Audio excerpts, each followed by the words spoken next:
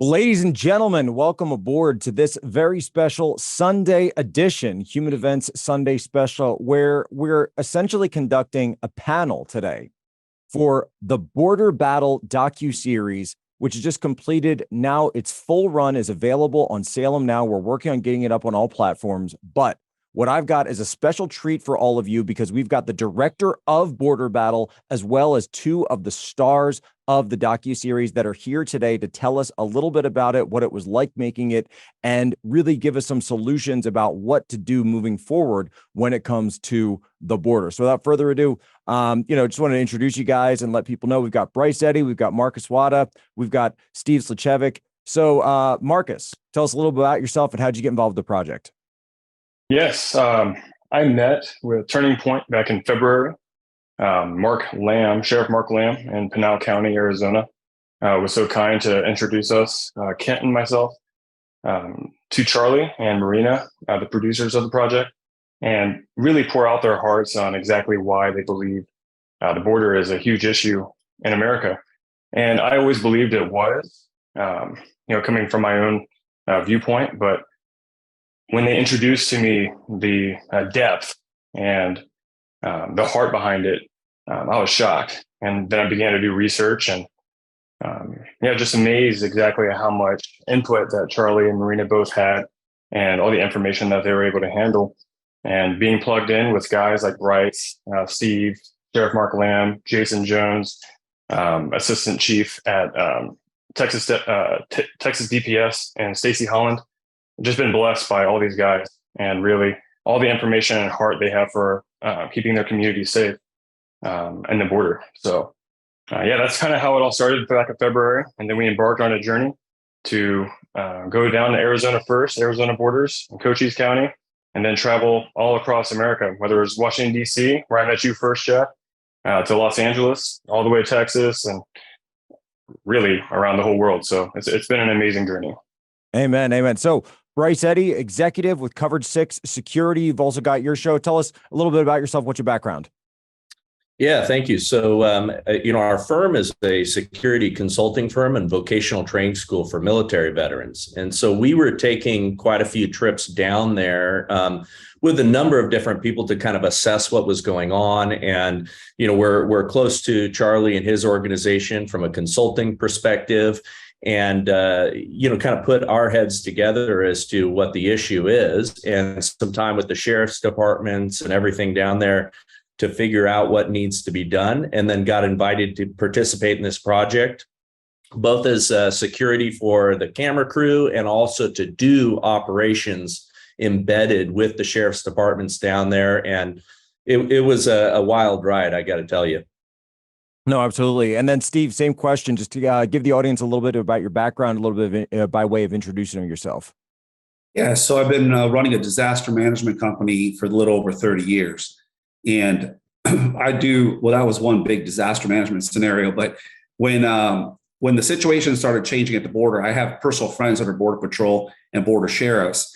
And I was asking them about some of the trouble, some of the issues that they were encountering. And simply, I operate from a space of solutions, everything from disaster planning, disaster response, and the recovery aspect of it. So I was basically applying the same information and having some of the best drone technologies and some of the best drone pilots that we do in pre and post storm situations, urban search and rescue type scenarios. I just saw that there would be a great fit for us to assist them in the process, bringing them the tools, technology that's at the very cutting edge to just be a big support on that aspect of it. So I'm a person who sees a need, and my job is simply to fill it, to be in service. And that's what we did. No, absolutely. And obviously that's strategic response partners there. Now, Marcus, what was it like integrating them? So obviously your background is more in terms of media production and film, but what was it like embedding with these groups with Bryce and Steve and then working them into your team? Yeah, absolutely. It was humbling seeing the level of expertise that each team demonstrated, Coverage 6 and their knowledge and just the way that they're able to assess situations and really break down not only like identifying what the problem is, but also coming up with solutions, as we'll get into later. But just watching them coordinate, whether it was setting up different locations with the sheriff departments in Pinal County, down in Yuma, and watching them really at a high level organize this structure. I've traveled all over the world, Philippines, Japan, China, Korea, doing different productions. And it was really humbling to see what a high level caliber that this team does. That really, I don't think those many productions can do. So I was able to glean a lot of wisdom from them, and then just utilizing the amazing technology that Steve and his team, and really, I mean, outside of just the coordination with Covered Six and the amazing technology, just people in general, these guys are just great. So I was able to learn so much in terms of their expertise on the border, and really just utilizing and running their teams really well. So it was very humbling and very happy. Yeah, no, absolutely. Now, Bryce, you mentioned something, and guys, feel free to chat. I don't want this to be some, thing where I'm just barking questions out there. But Bryce, you did mention something about running operations with the sheriffs. What was that? Are you able to tell us at all about what type of operations those were, or what can you tell us about that? Yeah, sure. So, the amazing thing with the sheriff's departments down there, they know what's happening in great detail, and Sure. they know where people are coming in. They know what the problem is and can identify it, and have some resources, but they don't have all of the resources to do some of the things that are kind of off the beaten path. For instance, we did night operations where we were going through the areas in which they were trafficking fentanyl, the folks with the carpet shoes. A lot of this is shown in the documentary, so it's really compelling to watch, where people are coming in. We were also able to, be there at the moments where people were just walking across the border down in Yuma and all of that. In some previous things that didn't make it on film, because this was prior to the project, we had actually rescued human trafficked individuals. And there's really some amazing things that we witnessed both before production and then also during the production, such as the forward operating bases that the cartels have on our soil and things like that. Well, let me walk me through that real quick. You're rescuing someone. Does that mean you're actually getting them out from one of these traffic situations, or is it kind of like these stories? I think we had that National Guardsman who he drowned when he was trying to rescue someone in the river, but you're not talking about in those situations. You mean actually getting them out from the traffickers, right? Yeah, that's correct. And being able to hand them, over to Border Patrol and get them to safety. We witnessed things that were absolutely horrible that did make it into the film, such as the rape trees. And I talk about that a little bit in, I think, the first episode. And stuff like that, to witness that, I mean, it makes you want to throw up. The stuff that's going on that we're willfully letting go on, it should not be a partisan issue. It should not be a political issue. It's just, I believe, a real attack on our sovereignty, and we need some moral clarity about this thing. No, I couldn't agree more. Steve, let me throw the same question at you. Was there anything that you thought that that didn't quite make it onto screen in the docuseries that you think people really need to understand about specifically with what you do?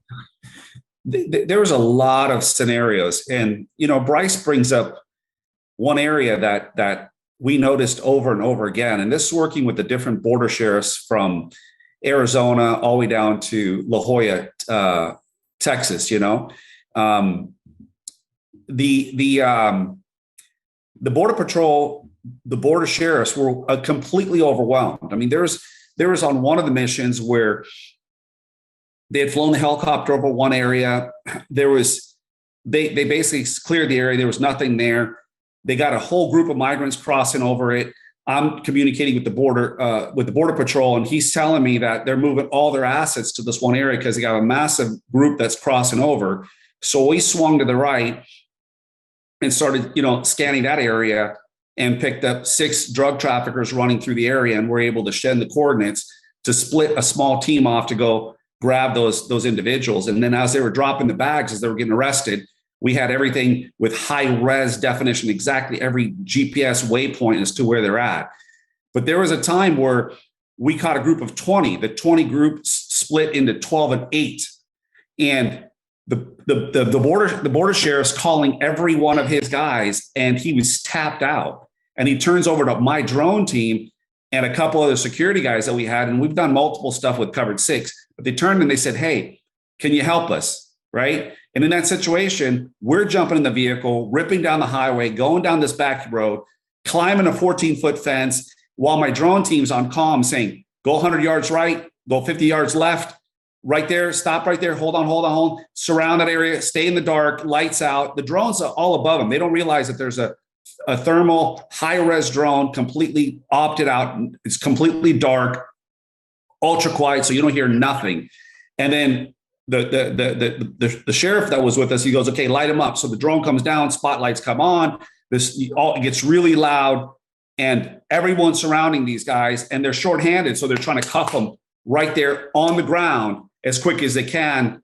And then also one person's trying to run one way, one person trying to run the other way. They realize that they're cuffed already because it's that shock and awe, right? But the need for the private security aspect of it, because they're overwhelmed and they're looking for people that are trained that can actually assist in those type of scenarios, really just it helps the border. It's a huge liability. It's a life safety matter. I can't tell you how overwhelmed they are. There's times that me and Bryce were with the Covered 6 group, SRP, Marcus was there, and they have 60, 70 people that come across a border crossing, and they're standing there for 7-8 hours waiting for Border Patrol to show up with buses, and people are wandering off. I mean, you walk across 50 yards, you can grab an Uber. Let me hold that thought right there. We're coming up on our very first break, but I want to get into this more right after the break. We're here with the Behind the Border Battle panel here on Human Events Sunday Special. Stay tuned because we're going to hear more about this, saving lives, tracking the traffickers in real time across the border, capturing it. Turning Point USA. Stay tuned. We will be right back. We must play offense. Game on. You expect the rest of the world to live in La La Land. We're not. We've been saying these things from day one. Our solemn vow to you, be good, be brief, be gone. You might find yourself changing your opinion on things you've never even thought twice about. That really sets America apart. You are not ready for season 2. This is Reloaded. My life, tale, and my truth has been to fight socialism. Are you familiar with structural racism? Yeah, it's a myth. Okay, and we're back for the Behind the Border Battle special here on Human Events. And right as we left, Steve, you were telling us this harrowing story of using your drones, but then also you in real time tracking migrants and a group of them coming across illegally on the border. We had just gotten to the point where they started to be arrested. They were starting to run away, didn't even realize that they were in handcuffs. When I was in the military, we used to call that shock of capture. So you're in that shock of capture phase. They don't even realize what's going on yet. You know, you might start firing, back then, because if you were doing interrogations, that you fire off the questions at them, they don't even realize kind of what's going on. Tell me what happened next? What happened next in terms of that encounter?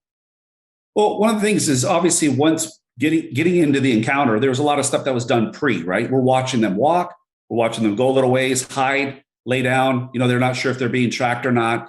You're able to see the detail of whether they're carrying a weapon on them, how their clothes are moving. A lot of intel is being done about how they're moving. What type of weapons do you see? What type of weapons do you see down there?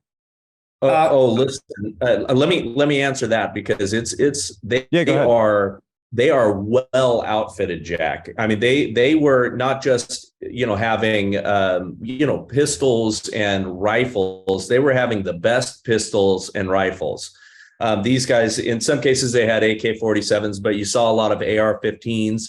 We're talking full kits. So they were wearing plate carriers. I mean, this is a parallel military there in terms of the cartel. The people that are crossing over the border that are being trafficked or paying the cartel to get across are coming, with their gear, backpacks, all that, walking across, changing their shoes. It depends on the scenario. But it was amazing to witness the sheer scale of the operation that they have going on. You see, I don't think people realize that because, and go back to Steve, to your story, and I didn't mean to cut you off there, but it seems to me that we hear that, oh, these are just people who are searching for a better life. They're just looking for economic, some better situations for themselves or their families. We're not hearing stories about people coming across the plate carriers and AR-15s and AK-47s unless it's, the Fast and the Furious scandal, and then they don't even talk about it for 10 years.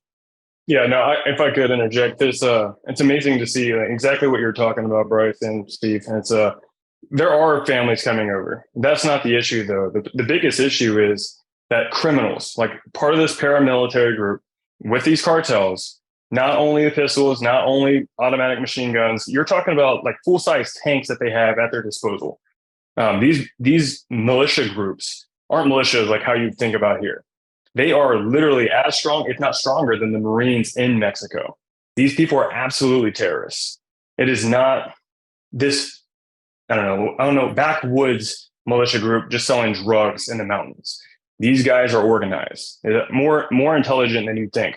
When you make over $24 billion per month off of human trafficking, you have a lot of money at your disposal for the best intel, for intel that our military or our government systems who don't communicate well together are not able to match because we have restrictions. We obey laws. Our, the Texas DPS, for example, they cannot dispose of their drones the way that the cartel can. They're like, oh, $13,000 drone, we're going to fly that into your drone.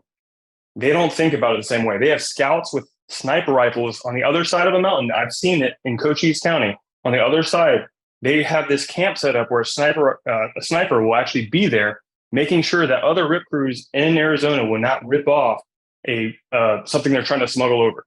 These aren't family units. These are absolutely criminals. When you say RIP crew, that the idea of a RIP crew is that somebody who's looking for one of these basically like what would you call it, like a train or a caravan, one of these groups to come over and then hit them, like you're basically talking Wild West banditry, like the same way it's been there for 200 years.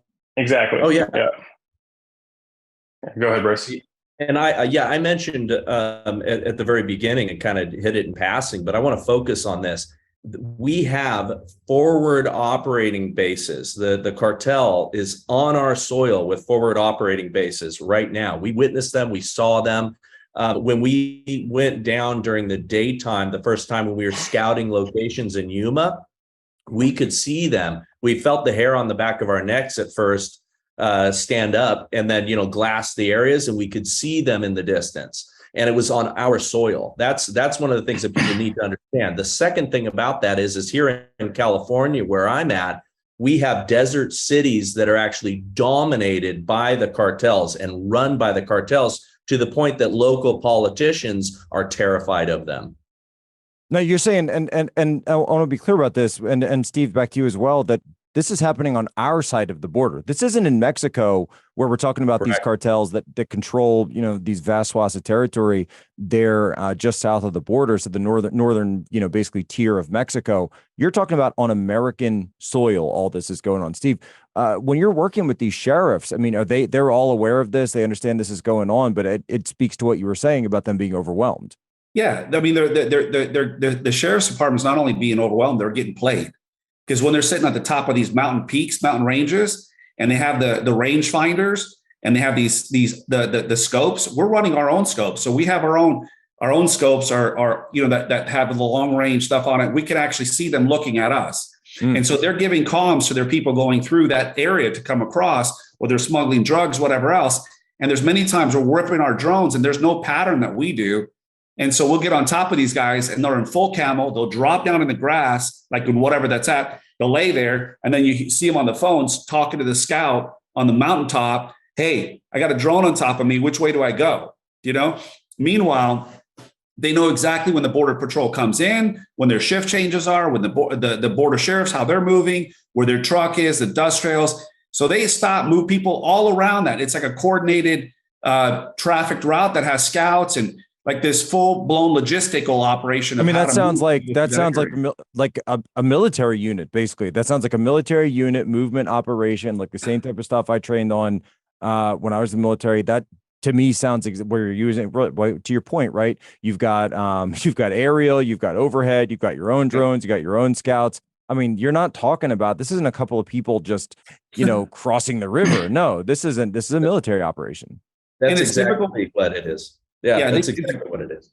it's difficult for them to get into those areas. They know that, right? So by the time the border sheriffs try to get up into a mountain range where they're at, they simply track across it. They're across the border of Mexico. The sheriff leaves. It's almost like they know that they can't get to them, so they just move back into the area. And the terrain's very difficult. And there's routes that are not being patrolled by anybody, and they know what those routes are, when to move through those sectors, and go undetected. Yeah, and with their overwatch, all they have to do is warn them when they see the lights of the sheriff's department, the dust, anything coming their way, border patrol agents, and they can run them off. We should talk about the border patrol agents for a moment, because I feel bad for those guys. Those guys are despondent and demoralized, because they could, if again there was political will, they could solve this problem. And most of them are hamstrung because of what's happening now and that political temperature that we have. I think this is an attack on our sovereignty as a nation. And these guys are unable to do what their whole entire purpose is. And it's sad to see. Some of that I know we put into the docuseries, but a lot of it, just the exchanges we had friendly with these border patrol agents as we're walking around prior to filming or in the middle of shoots, they were telling us all kinds of heartbreaking things. Well, give me an example. We got a couple of minutes. Well, give me an example of something they would say. Yeah, Marcus, we interviewed specifically somebody. We did not want to cause them to lose their job, so we did put them in a situation where the voice was the whistleblower. So that for folks who've seen it, this is the episode where we have the whistleblower. I think the interview plays in a couple episodes, but this is the whistleblower who was in the silhouette. Go ahead. Correct. He's in episodes 1, 2, and 5. Just hearing exactly how evil it is, the way that they're not limited, or the way they are limited to do their job. They are very capable. From 2016 to 2020, they were very capable at the job. Then all of a sudden, 2021 on, all of a sudden they're inept. It doesn't make sense. So, but these people are going through it. They're seeing dead bodies at a record rate. I believe it was over 2,000 recovered dead bodies in the state of Texas. And because of cold, because of conditions that, we're allowing people to come in, and we're allowing criminals to make their way in, but in disposing of family units, they're utilizing families as a distraction. So the biggest problem that we have isn't the Border Patrol's incapabilities. They're capable people. These are professionals that want to take care of their community. These people are very capable at everything they do. If you watch any of their films and the way that they're trained, they're military level talent.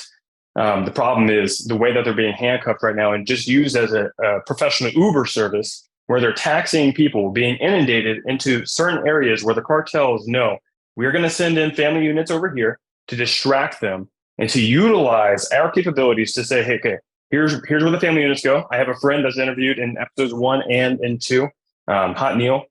He made his way over. He's a Cuban refugee, and he went through, and the cartel was the one organizing. He found out, and treated like raw pieces of meat, not caring. He witnessed people raped coming up through Mexico. He witnessed people just being killed just because, again, these people are cargo. If you're not going to obey as cargo, you're going to be terminated. So these Border Patrol agents are being inundated, and they're being distracted to take care of these ports of entry or different places where it's safer for family units to travel, while the cartels are going to the other side and using what you call bonsai runs. They send in family units, 20 to 100 people, and then they'll go through a gate, they'll cut a fence, and then now you have drugs pouring into our country at a record rate. So they send the family units to one side. We've only got a minute here till the break, but they'll send the family units to one side, wait for the Border Patrol to respond, trigger that response, which Steve, you were just talking about, 100%. And then bang, they'll hit this other route as they know the people are going over there. And that's where the drugs are coming in. That's where other trafficked, obviously, military age males and the rest are coming through. Correct. The situation on our border, it's completely insane. I don't think people realize you guys, you're not talking about some little low-level issue. This isn't street gangs. This is a military operation. What we're talking about here is a war. It's a war with a transnational parallel military organization, multiple organizations that's going on our border every day. And the Border Patrol agents, they're not given the ability to actually fight it the way they should. Stay tuned. We'll be right back. Behind the Border Battle continues.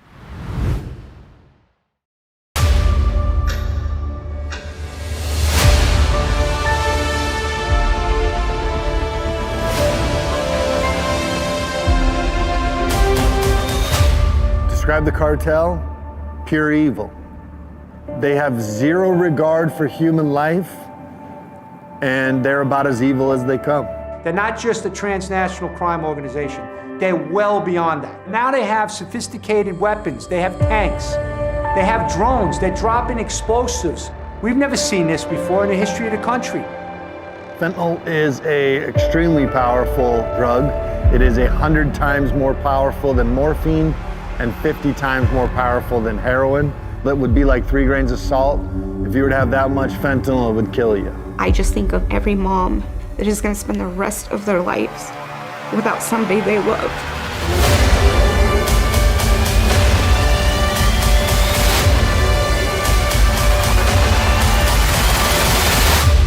It's not a red or a blue issue, it's a red, white, and blue issue. Jack Posobiec, we're back here behind the border battle. I'm joined by Marcus Wada, Bryce Eddy, Steve Slepcevic, and we're talking about behind the border battle, the stories that didn't quite make the cut for the border battle series, available Salem now and all platforms. Of course, we're also summarizing a lot of what goes on. We're talking right now about the morale issues for our border patrol under this Biden regime, the fact that it's an attack on our sovereignty and they're not given the ability to do the job that they are capable of doing. Marcus, we were just talking a little bit during the break that you're actually seeing now the child trafficking that's going on across the border. Tell us about that. That's correct. It is absolutely disheartening. As a father of 6 myself, you're witnessing countless children coming in with people that are not their parents, not their family members. When we were there with Coverage 6 and with SRP, we witnessed many people who had children that looked absolutely nothing like them. And not only that, I have a friend in Border Patrol that told me a story that absolutely sent chills down my spine and still does when I think about it. But they recovered a 3-year-old at the border who's been dumped and actually documented many times of crossing the border with different family units. And when they found her, she had a phone number and address attached to her, kind of just like you would a cattle, registered, if you will. And so the Border Patrol agent took her back into the Border Patrol where they register everybody. And a woman came who wasn't called.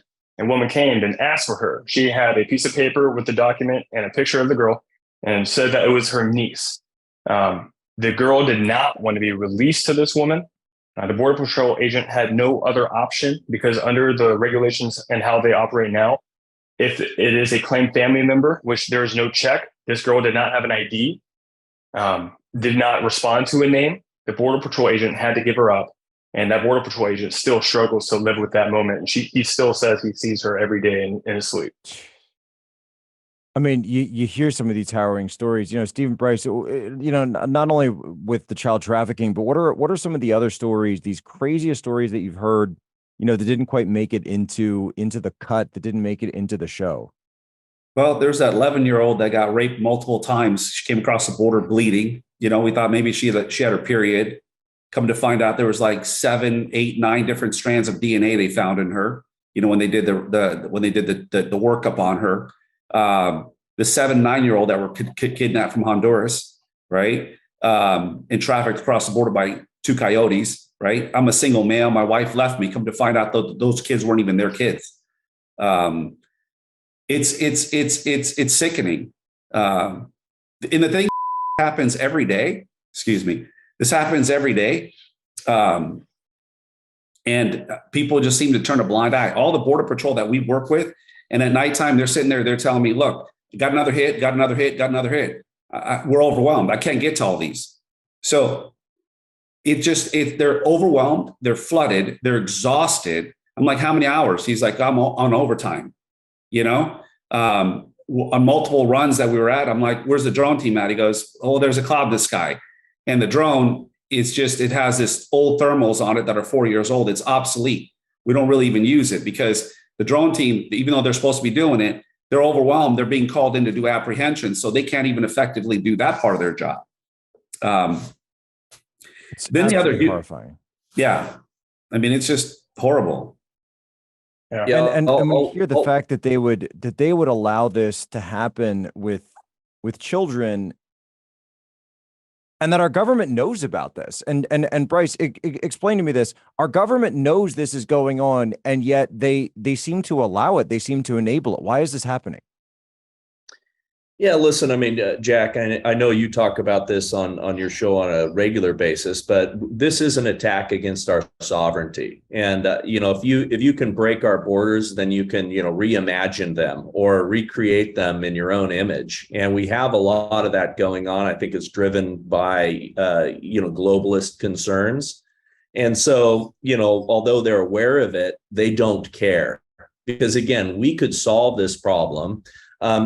Touching on human trafficking real quick, the thing that people don't really think about with human trafficking is drugs, fentanyl, and things like that get used one time. But a human being can be used multiple times. And that's why it's such a massive industry for the cartels. That's why it's something that's so profitable for them. But if you think about what they're doing to these folks, many of them that are coming over have even an expectation that they are going to be raped and abused along the way. There was a Cuban girl that we had kind of privately talked to, and she was a lawyer and came over, went through the process, trafficked by the cartel to get over, just paying them to cross the border. And clearly she had been abused and was still in the PTSD of it, and didn't want to lay out the story, but you saw in her eyes the horrors that she went through. Yep. Go ahead, Marcus. Yeah, no, I remember that. It still affects me. My editor and I, when reviewing this project was a blessing, but at the same time, it was one of the hardest things I had to deal with. Just emotionally seeing all the destruction every day, 8 to 12 hours editing, going through the loss, going through multiple 5-year-old children that I've actually seen tossed aside. I was just with the brush team, Texas DPS in La Jolla, Texas. And we were running through the brush, thorns, cacti, sticking in my leg, chasing this individual, throws a 5-year-old boy, and just to avoid detection.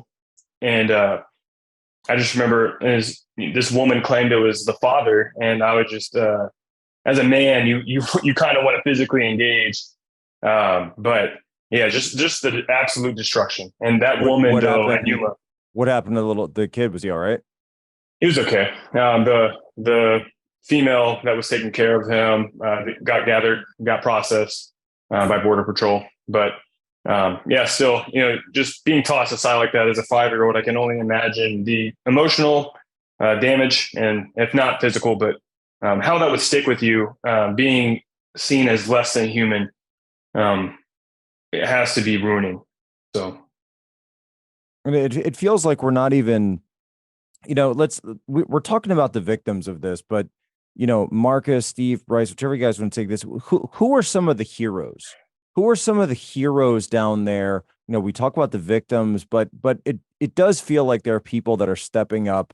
Obviously yourselves going down there, filming, running these operations, but who are some of the heroes that people can actually look to when it comes to this?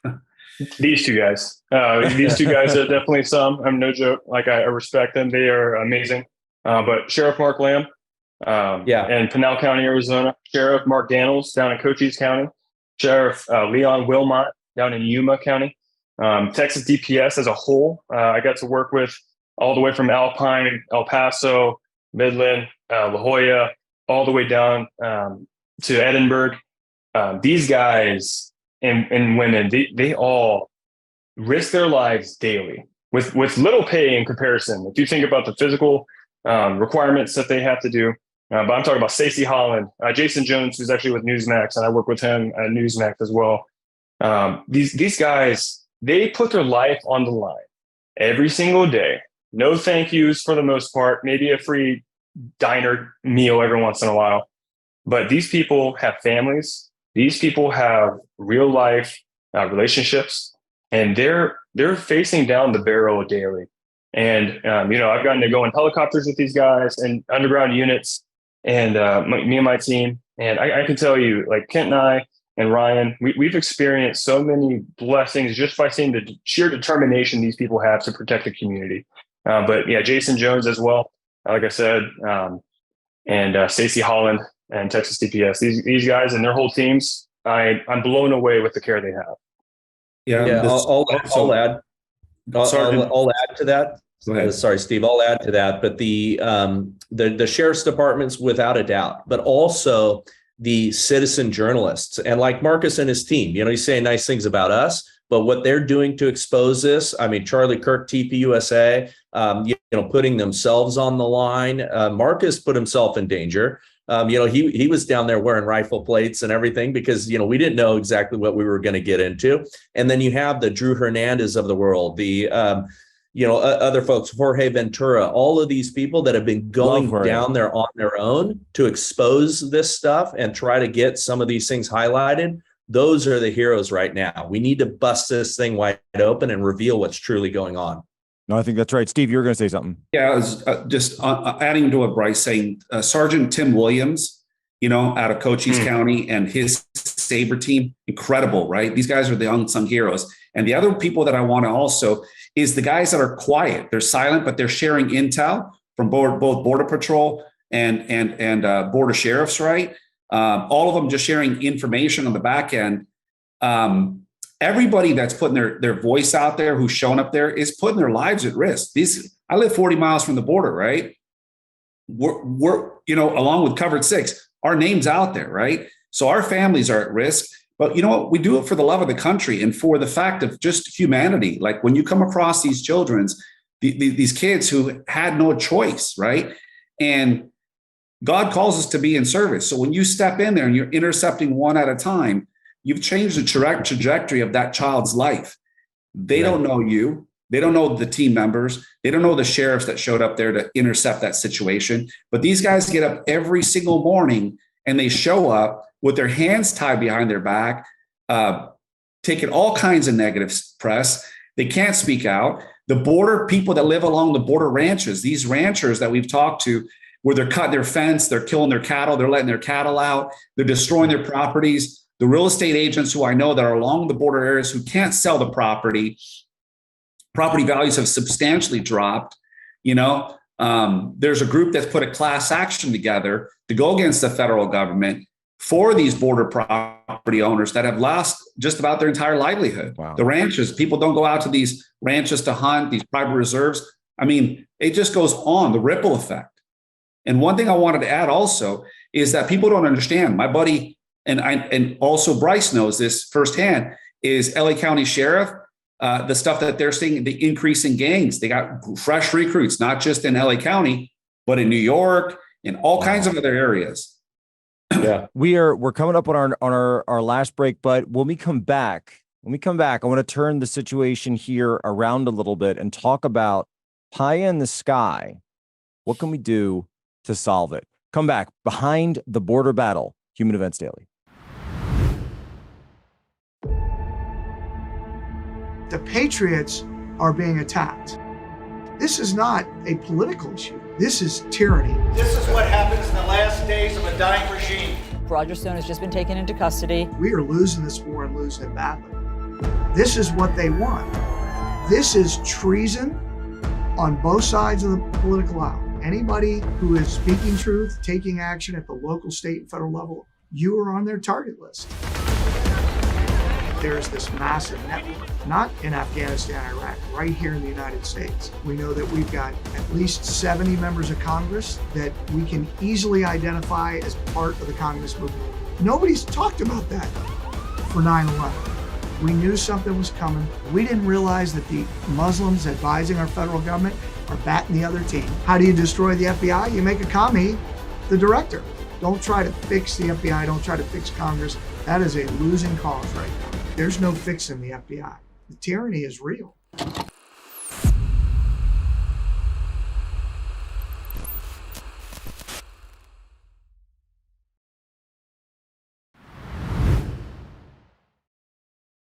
Okay, we are back with our final segment here, Human Events Sunday, Behind the Border Battle. Final segment. We've gotten to some rough stuff here on the show.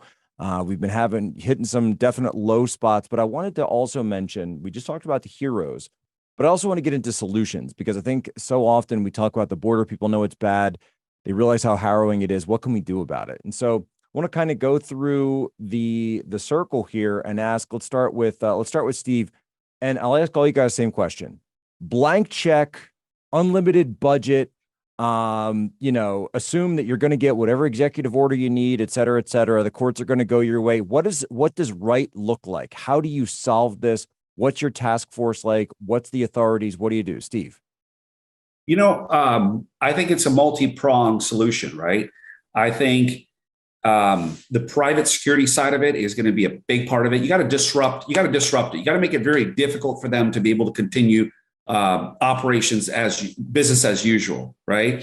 So I think for me, obviously in the space, the drones part of it is really good at capturing them and putting actually a drone solution together, but also being able to, when they do the pickups on the highways, to have a drone team that's dedicated to tracking these to their stash houses and all the way through the channel, so you could disrupt the entire channel. That means going into South America, finding where the root of the octopus starts, and then actually cutting off that entire leg. Yes, it's going in and it's extracting the root out. You keep cutting these branches on our side of the border, that just keeps growing another branch, another leg. I think you got to go straight into the root, track it from the root, and disrupt the entire supply chain. So are you, and just to go on with that, are you talking, would that look like military? Would that look like national security agencies, or just kind of an all of the above sort of approach? I think that it's got to be the two governments got to be working together, right? I mean, yeah. that's the biggest problem here. Somebody's got to want to stop it. Look, I don't run the military, but when you stop a hole, when you create a container system, or you rehire the border patrol that you fired, right? You bring in the resources, you put up that front. You track them, you stop them in their tracks left and right. It's real disruptive. You're grabbing their drugs. You're stopping the sex traffickers. You're dropping the child traffickers. Exactly. I feel that, and then you're able to chase them. And here's the thing, we chase tornadoes, right? With high-speed drones, racing teams, and you do it safely because they know once they get past a certain speed limit, the DPS, Border Patrol, Border Sheriffs have to back down. They can't race through these towns. So these getaways, you stop them with using high-speed drones that they don't even know they're being tracked, and you start hitting them in those areas and using technology. You get them a bunch of times. It's gonna. I agree with you. There's definitely technology going to play a huge part of that. Bryce, let's go. Same question to you. Unlimited budget, unlimited authorities. What do you do? Yeah, I'm going to answer it a little bit differently, though, because I think there's a short-term, intermediate, and then long-term solution, but I'll hit you with the short term. If you have a governor even with a political will to do something on their own border, I think you can solve it and kind of create the pressure on the other states to also do something similar. What I would do is I would augment the sheriff's departments down in Arizona, where we spent a lot of time. Those guys already know where to go, where things are happening, where the drugs are coming in, where the personnel is coming in. And if you declared war on the cartels in those areas, you could start to button things up by providing real resources to them. Again, augment their forces. We have a vocational training school for military veterans. You could repurpose military vets and put them in service, train them, have them work alongside DPS, have them work alongside the Border Patrol, have them work with the sheriffs, and again, augment and bolster their forces in order to say that, okay, this border is shut down. And if you did that even in just certain areas, it will force the flow into the other areas. And then you're going to have a cohesive response across our entire border. If you have a federal administration that wants to do this, it's going to be similar. You're going to have somebody that has the political will to say that it ends here and really increase the penalties for traffickers, really work hard, with the Mexican government to make sure that we're not getting the fentanyl and the human trafficking in, but you could do it. No, I agree. Marcus, same question. Yes. Thank you for allowing me to go after the two experts, but I think I would like to piggyback of all of them, but I think legislatively, we need to designate the cartels as a terrorist organization. Amen. They are absolutely stronger than ISIS. They have more pull than any other organization in the world to me. Financially, they money launder through China. They have relationships with them. That's where they get the fentanyl precursors, is from China. This isn't some conspiracy. This is just actual where they produce the products. Oh, the Department of Justice just had a huge indictment of one of the, not just the Chinese Communist Party members that was conducting the fentanyl precursors, but also the money launderers was just indicted. I forget the guy's name off the top of my head, but he was indicted for laundering money for the cartels through China and then back into the United States and Mexico. That's right. So if we designate them as a terrorist organization, and Jason Jones does this expertly through in episode 6 as well of the documentary series, but we have to cut them off. And that way, internationally, they're now known as a terrorist organization, which brings attention to them, where we are forced then to take measures that are necessary to prevent them from further doing any business with us. Also would restrict business doing operations with Mexico, and the short being until it is audited and made sure that Mexico's dealings are not infiltrated by the cartels. Because as a humanitarian, as most people care about other human beings, or as they proclaim they do, we have to be able to take care of each individual. And for people that actually want to come into this country, and we want to, for their well-being, if you say that these are just migrants, then you have to take care of them where they're at and where they're coming from, and see that this terrorist organization is slaughtering thousands of people, making 5,000 people miss a year, where they just don't end up in an obituary, they're missing. So we have to understand that this terrorist organization is a bigger threat than any other Middle East organization to the America's sovereignty. So label them as a terrorist organization, and then actually praying and understanding that these lives of all the individuals involved. I actually had the opportunity to tackle a coyote coming in Casa Grande, and I asked him questions, just basic questions. And this is a kid that just owes money. Like some of these people owe money to the cartels. They're not actually part of the cartel, but they are forced to do it because it's either lead or silver. You either get paid or you get murdered. So if you care about people, you will force, as a people, we have to make our voices heard. We have to go and get legislation done to where they are labeled as terrorist organization, and that we want to take care of people, and we want to take care of our own people, whether it's fentanyl or just violence and crime and all the different organizations sprouting across America that are infiltrated by the cartels with human trafficking. Over 20,000 kids are missing due to human trafficking. We have to do something. And it starts with us as individuals raising up and actually saying, we won't stand for this anymore. No, I couldn't agree more. Thank you so much for that. Li Shizhi was the name of the launderer, by the way. Li Shizhi, who was indicted and convicted of laundering. But of course, with this Chinese Communist Party, they're just going to find another one. It's the same deal with these cartels. They're going to find another one. For me, I don't know. You guys mentioned it, so I'm going to have to throw it out there. It would certainly be nice if we had some sort of, I don't know, physical barrier separating the North and South, almost like a wall, some kind of. Let me hit that really quick, because there's confusion on this wall. A wall is not a perfect barrier, but where it is complete, and we saw it complete, you're talking lights, sensors, cameras, all of the technology that they put on this wall. The wall is impressive.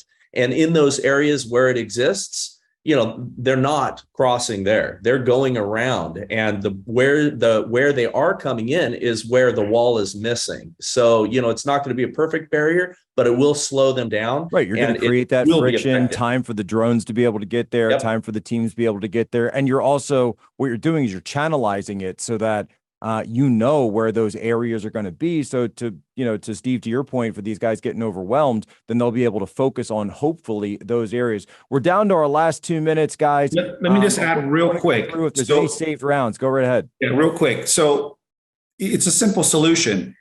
When you said a blank check, you don't need a blank check. You can actually, with the system that we worked with Bryce at Covered 6, there's a solution that is substantially less, way more effective, that in the private sector, if shared with the public sector, could be a huge solution into reducing the incoming bad elements, and a better approach to apprehending people safely, and actually being able to stop some of this stuff that's going on. No, absolutely. I mean, it would be so easy to do that. I wish, and back to Bryce's point, we just need the political will. Everyone knows where to follow me, Human Events. Marcus, where can people follow you? Oh, well, they can look at Center 48. Yeah, they can look at Center 48. That's a production company that Kent and I both own and operate. I would encourage you to actually watch the Great Global Reset, a documentary that Jack is also a part of, as I believe it, as Bryce mentioned earlier, as a huge Marcus and I got catalyst. frisked at the World Economic Forum by the World WEF police. Didn't even get dinner out of that one. No, yeah, but I believe that is the catalyst for all of this. This is the destabilization of our own country, utilizing foreign assets to basically break us apart from within. So I believe if you watch that, that will be a great precursor in understanding as to why the devastation at the border is happening. No, they go together. They certainly go together. Steve, where can people go to access you and get access to your work? Yeah, they can. I'm an open book. Steve Slepcevic. You can find our company, Strategic Response Partners, disaster management company, srp24.com. Amen. Bryce, your same question for you. What are your coordinates? Yeah, you can follow me at Super Bryce Eddy on Instagram, or I'm the host of Liberty Station on Salem's podcast network. And so you can find me there. All right. And we are going to make sure to put all of that information here in the description. Of course, on the podcast side, we'll have it down for everybody. I want to say thank you again to the panel. Thank you guys for your work outside of this, and then also your work into making Border Battle this incredible success that it is. And I think we can all agree that we pray that all of this humanitarian disaster eventually will be ended in our lifetimes. Ladies and gentlemen, as always, you have my permission to lay ashore.